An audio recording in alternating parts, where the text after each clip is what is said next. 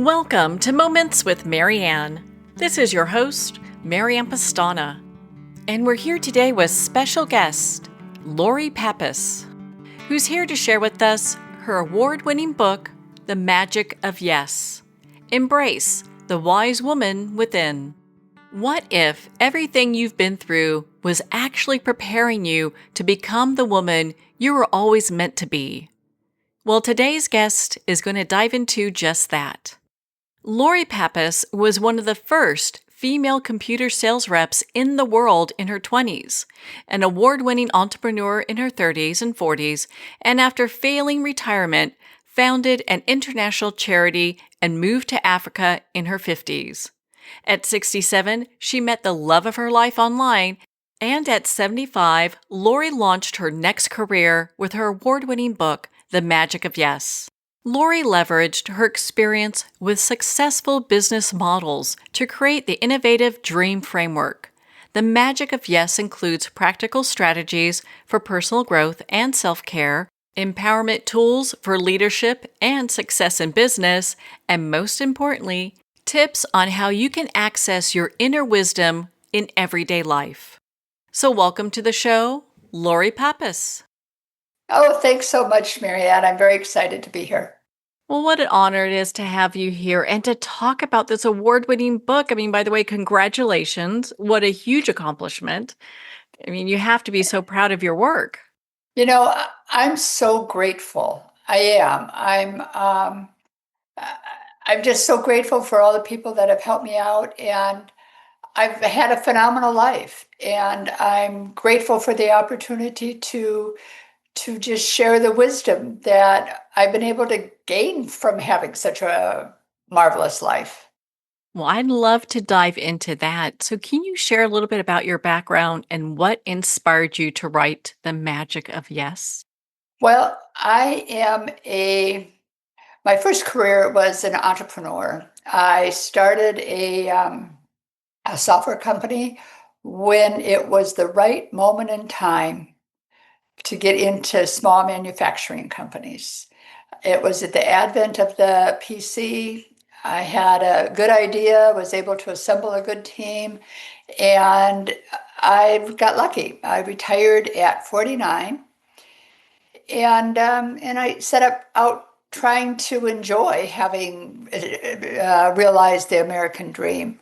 But you know what, Marianne? It was boring. I mean, it was boring not to really have a purpose anymore. And I didn't quite know what to do with myself. So we started to travel. And I'll never forget the moment that my life changed. It was a very, very hot day, and we were in the middle of the Sahara Desert, so it was really dry and really out there, nowhere. And but we had camped by an oasis, and the rest of the group had headed over towards the water source. And for some reason, I hung back, and this little girl came up to me, and she was all bedraggled, and she had flies on her face. And all she wanted from me was my plastic water bottle. Because if you have water, you have a chance. And that little girl just touched my heart. You know, she was the same age as my granddaughter. And I realized that that little girl had done nothing wrong to be born into that disease-ridden life. And what could I do to make a difference? And I started thinking about that, and it just haunted me. What could I do that might help get the flies off of these little kids' faces and give them access to water and a chance? And I started thinking about, well, here, I was a successful entrepreneur. Obviously, I must know how to run a business. So why not? I'll just start an international charity. I had no idea, Marianne, none, how hard that was going to be. So, but I'm an overachiever. So why not try? And I ended up finding the most marginalized place in the world, I believe. It's the South Omo Valley in the southwest corner of Ethiopia. And it's a home of like 9 indigenous tribes that really are having a very, very difficult time. And that became my passion. So I worked and worked. And I would come home exhausted. At that time, my house and my operations was being run out of Addis Ababa. And I was just so anxious to be able to sit down and have a glass of wine and read a book or something, and then the lights would go out. And in that moment, all I could do was think because I didn't have enough light to read or do anything else. And I started thinking about all those struggles and challenges I had had and how this little girl was having these enormous challenges. And I I just started thinking and thinking about how could I access the wisdom from various challenges and struggles. And that's what put me on the journey to writing The Magic of Yes, because I was able to harvest that wisdom that was already living inside me. And I want to share how to do that with other people. Well, you have such a profound journey, and I'm so grateful that you've written this book. When you're saying yes, when we talk about yes, what does that truly Mhm. mean to you? Thanks for asking this. Yes means, hey, I'm willing to try something I've never done before.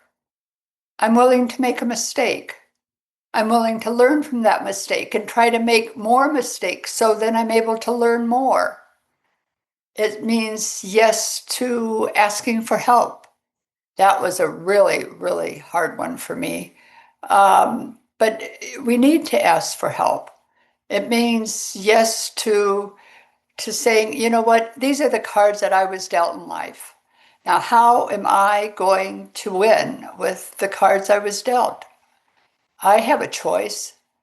How am I going to make those choices in such a way that I'm able to find that peace and happiness and just add value, and to live my best version of myself.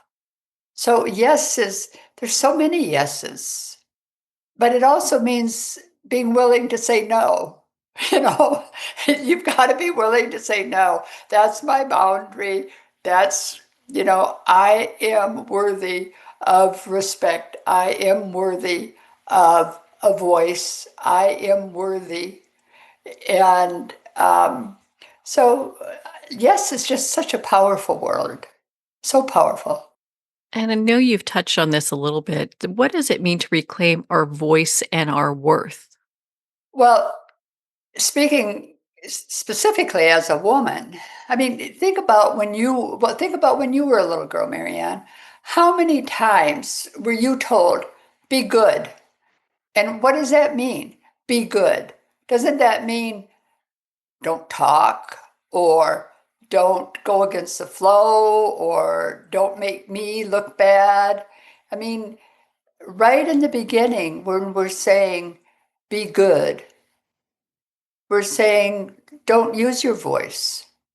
Don't don't allow that intuition inside of you to be manifested.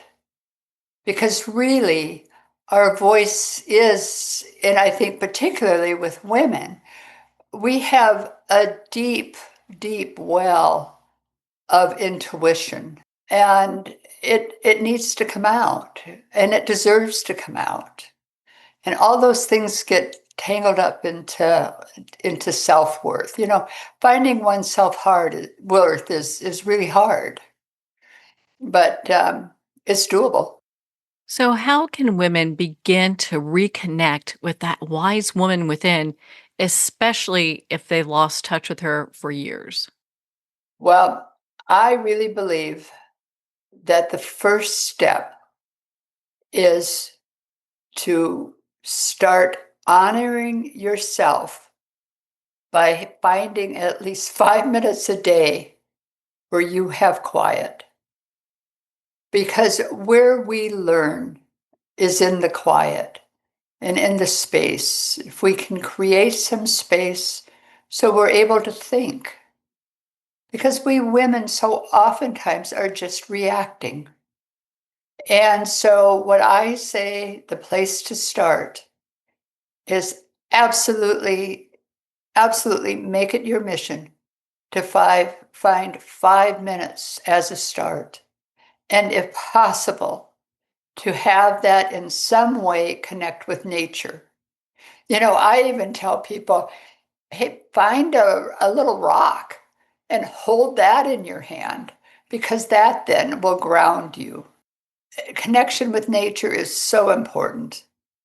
And holding a stone, a little rock, that's what I did for so many nights when I was living alone and in Addis Ababa and just, you know, really under very difficult situations. I'd sleep with a rock in my hand. So you can start in a very small, small way. So let's talk about your dream model, which is central to every chapter in your book. Can you walk us through that? Absolutely. When it, so let's just dial into what I was saying about how your struggles and your challenges really can become the key to accessing your wisdom. They're the key to your wisdom because you have right away when you have been able to live through a struggle, which obviously you have because you're sitting here, um, you're resilient. And that key to the wisdom, your struggles, then becomes the next step is to harvest that wisdom. And I really believe that harvesting the wisdom does come down to that little word you just said, the dream. And I'm not talking about a fluffy dream. I'm talking about a big, dynamic dream where D is for desire. What is it that you really want? What do you need? And then R is reflect. What do you know? But when you're reflecting, you've got to separate that noise, that baggage, all that clutter, the supposed tos. Try to look at pure data of what do you know, and then explore. What else could you learn that would help you reach your desire, your D? And then A. A is so important. It's acknowledge. And first of all, acknowledge that life can really be difficult and there's hardships and there's challenges and bad things can happen to really good people and you're going to make mistakes. All that's life. So just acknowledge it. And then M. M is for mantra, and mantra is that saying or that thought or that prayer that encourages you, that sets the mood. So that's what people are telling me is helping them to dream in a way that can lead to transforming their life, that will help them be able to embrace that wisdom within and find that magic of yes. That's so empowering. Thank you for taking the time to share that. Well, you touched on something earlier that I'd like to dive a little into, and it's boundaries. So many of us have horrible boundaries. We're people pleasers. We either grew up with confusing messaging or like none at all. So, how can someone start to develop healthy boundaries? You know, Once again, and I have to really be honest about this. I had a tough time developing personal boundaries. Professional boundaries, I had no problem, but personal boundaries, I did. And step one, once again, is start small. And when you set a boundary, when you say, if you do this again, I'm going to do X. Make it something that you can do. Not some pie in the sky thing. You're not going to, oh, if you don't do this, I'm going to fly to the moon. It's got to be, if you do this, if you have to say something I don't want to hear, I'm just not going to listen. You can do that sitting in that same room. It's all about start small, start building that muscle so that you'll know how to do it on the bigger boundaries. Be realistic, be kind to yourself. Try to treat yourself the way you would your best friend. How did your time in Ethiopia, and especially the time with Indigenous women, shape your understanding of strength and resilience? Oh boy, they're my Stardust girls. Any star power people see in me, I say it's really the stardust from them. I mean, they are the strongest human beings I've ever seen. Um, I think the biggest lesson they taught me in the beginning was the importance of collaboration. Here I had built my career being a fierce competitor and learning how to win. And with these women who are in such a very, very difficult situation, to put it into perspective, Marianne, um, so many of them never have been called by name even. And I was one of the first people that called them by name. That's how marginalized they are. But they're so collaborative. They help each other survive. And they really work hard to smooth the way for each other. When one of them has a difficult child or nourishing and the mom is too exhausted to nurse the baby, the person sitting next to her will pick up that baby and nurse it. I mean, it's a true collaborative effort to live. And they just peeled layers off my eyes. I mean, I'm not talking just a film. I'm talking about this, Iron Curtain. I had no idea of the absolute kindness people are capable of. And it's an inherent trait to be kind. Is that one of the areas that maybe a lot of people struggle with is being able not necessarily being kind to other people, but maybe to themselves? Oh, I think that's definitely so. Um, I know I was brought up in a very, very religious household, and my mother was just adamant that the biggest sin in the world was the I in the middle of the word, SIN, and it was all about you could never be proud of yourself, you weren't worthy, um, and so forth. And that's not true.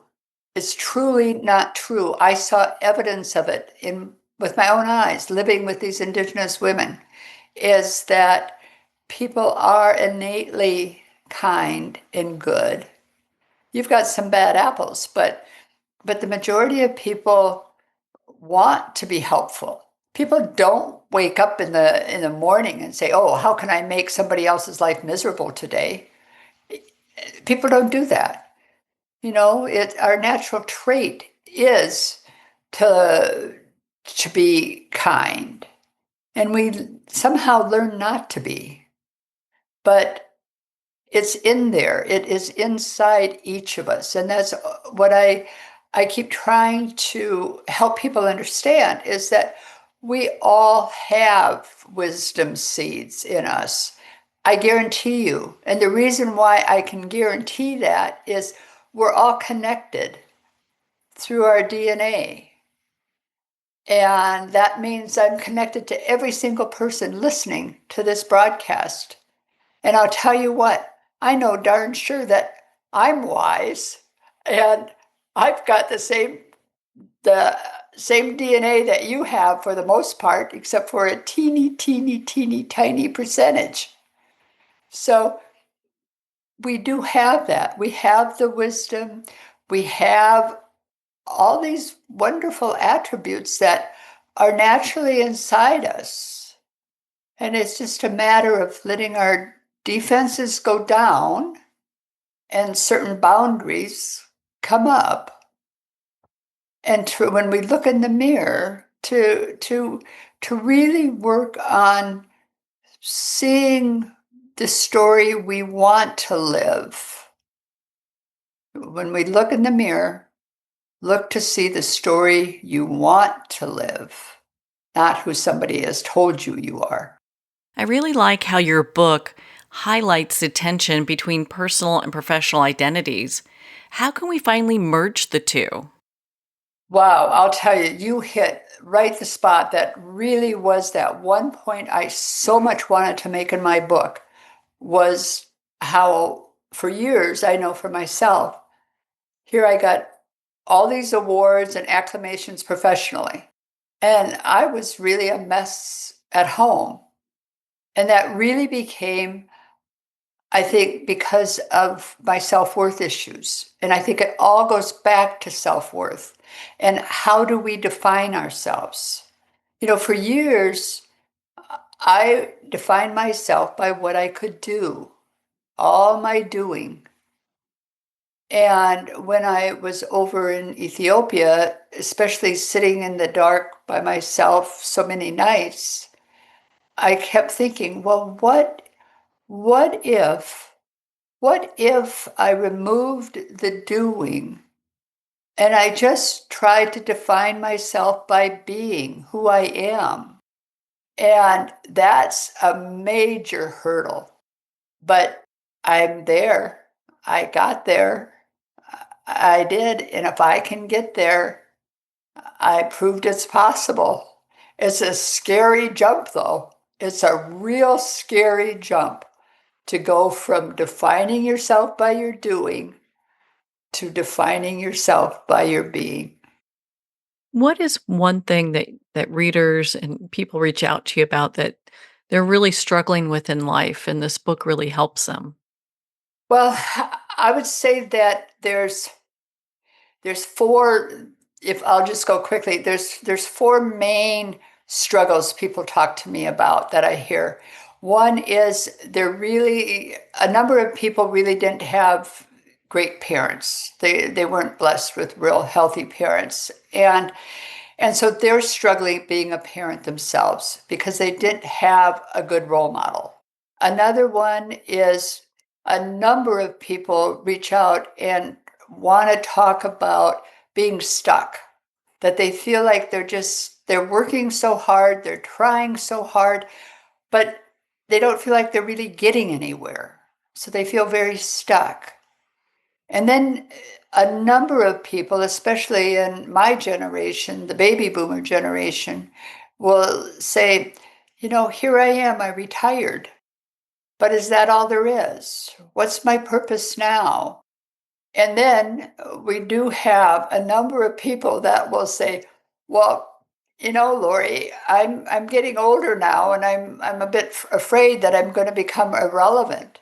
I happen to be 76 and I don't think I'm irrelevant at all, but I still really understand what they're saying to me. So those are the four main things that people are really saying to me, and all four of those all are self-worth related.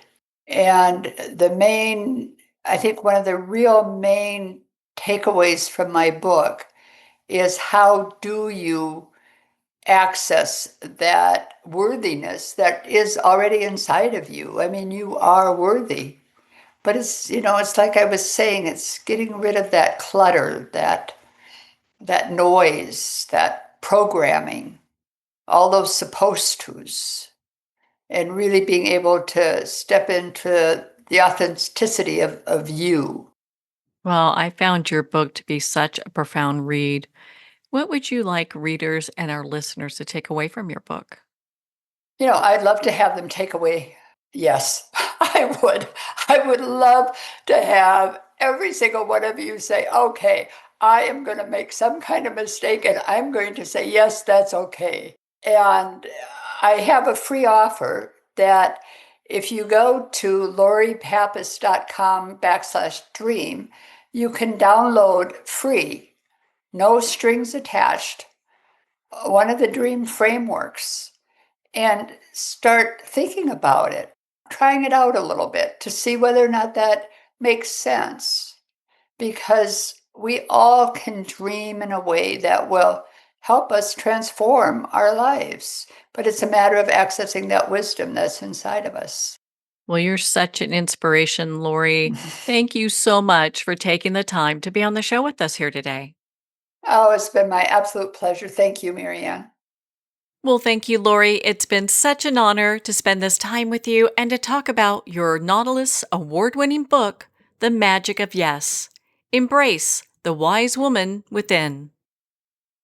Well, on that note, we're going to pause here for a quick break. You've been listening to Moments with Marianne. We'll be right back after these messages from our sponsors. Well, we're at the end of our time today. I'd like to thank everyone for tuning in. You've been listening to Moments with Marianne, where we make every moment count.